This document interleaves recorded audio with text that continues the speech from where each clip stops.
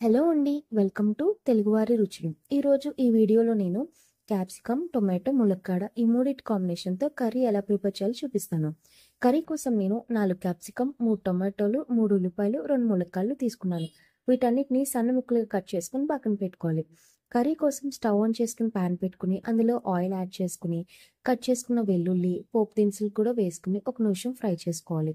అవి అన్నీ ఫ్రై అయిన తర్వాత అందులోకి మనం కట్ చేసుకున్న ఉల్లిపాయలు కూడా యాడ్ చేసుకొని ఒక 2 మినిట్స్ ఫ్రై చేసుకొని అందులోకి 1 స్పూన్ అల్లం వెల్లుల్లి పేస్ట్ కూడా యాడ్ చేసుకోవాలి. ఈ అల్లం వెల్లుల్లి పేస్ట్ పచ్చివాసన పోయేంత వరకు ఫ్రై చేసుకోవాలి.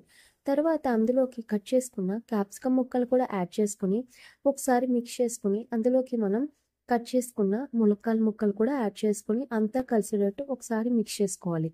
తర్వాత అందులోకి మనం చిన్న గ్లాస్‌తో వాటర్ కూడా యాడ్ చేసుకొని టేస్ట్‌కి సరిపడా ఉప్పు, చిటికెడు పసుపును కూడా యాడ్ చేసుకొని ఒకసారి అంతా కలుపుకొని అంతా బాగా మిక్స్ చేసుకొని మూత పెట్టుకొని మగ్గించుకోవాలి.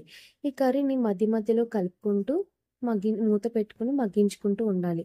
ఇలా కూరగాయ ముక్కలన్నీ ఒక 50% మగ్గిన తర్వాత అందులోకి మనం కట్ చేసుకున్న టొమాటో ముక్కలు కూడా యాడ్ చేసుకోవాలి.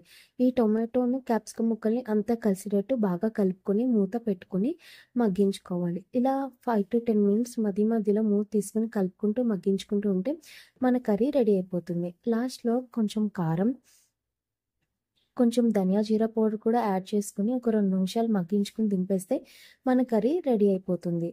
ఈ రెడీ అయిన కర్రీని మనం సర్వింగ్ బౌల్‌లోకి తీసుకొని సర్వ్ చేసుకుంటే ఎంతో టేస్టీగా ఉండే క్యాప్సికమ్, టొమాటో, ములక్కాడ కర్రీ రెడీ అయిపోతుంది. వీడియో నచ్చితే లైక్ చేయండి, సబ్స్క్రైబ్ చేయండి. Thank you so much.